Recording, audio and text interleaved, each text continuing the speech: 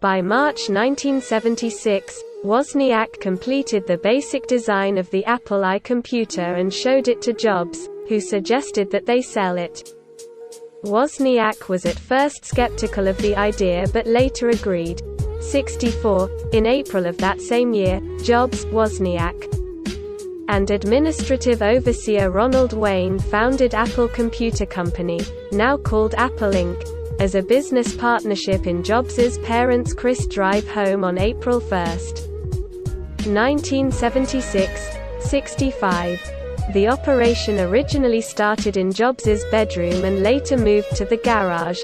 65. 66. Wayne stayed only a short time, leaving Jobs and Wozniak as the active primary co-founders of the company. 67. The two decided on the name, Apple, after Jobs returned from the all-one farm commune in Oregon and told Wozniak about his time spent in the farm's apple orchard.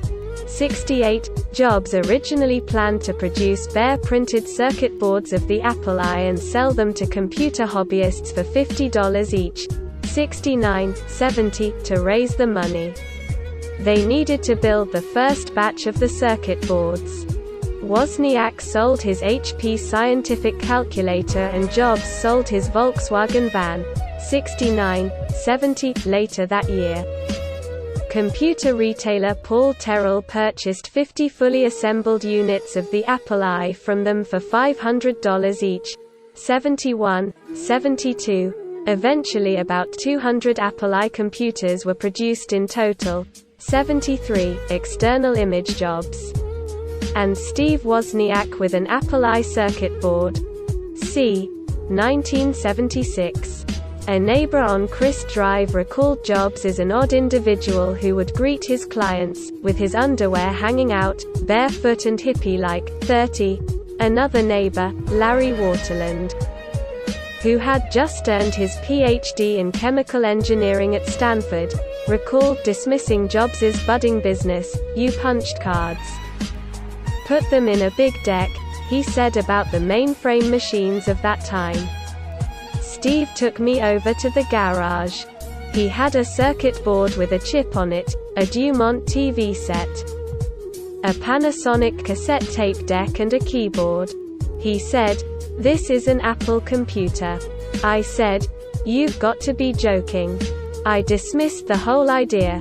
30. Jobs's friend from Reed College and India, Daniel Kotka, recalled that as an early Apple employee, he was the only person who worked in the garage.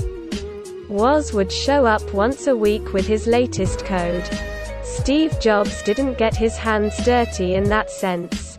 Kotka also stated that much of the early work took place in Jobs's kitchen, where he spent hours on the phone trying to find investors for the company.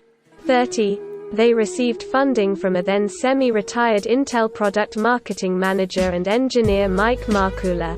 74. Scott McNealy, one of the co-founders of Sun Microsystems, said that Jobs broke a glass-age ceiling in Silicon Valley because he'd created a very successful company at a young age.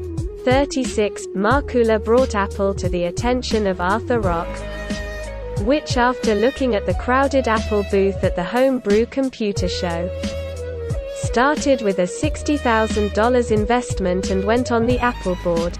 75. Jobs was not pleased when Markula recruited Mike Scott from National Semiconductor in February 1977 to serve as the first president and CEO of Apple. 76. 77. For what characterizes Apple is that its scientific staff always acted and performed like artists, in a field filled with dry personalities limited by the rational and binary worlds they inhabit. Apple's engineering teams had passion. They always believed that what they were doing was important and, most of all, fun. Working at Apple was never just a job. It was also a crusade, a mission to bring better computer power to people. At its roots, that attitude came from Steve Jobs. It was "Power to the People," the slogan of the 60s. rewritten in technology for the 80s and called Macintosh. Jeffrey S. Young, 1987. From the book, Steve Jobs. The Journey is the Reward, published 1988, 24. Page needed. After Brennan returned from her own journey to India, she and Jobs fell in love again. As Brennan noted changes in him that she attributes to Coben, whom she was also still following. It was also at this time that Jobs displayed a prototype Apple I computer for Brennan and his parents in their living room. Brennan notes a shift in this time period, where the two main influences on Jobs were Apple Inc. and Coben. By early 1977, she and Jobs would spend time together at her home at Duveneck Ranch in Los Altos, which served as a hostel and environmental education center. In April 1977, Jobs and Wozniak introduced the Apple II at the West Coast Computer Fair. 78. It is the first consumer product to have been sold by Apple Computer.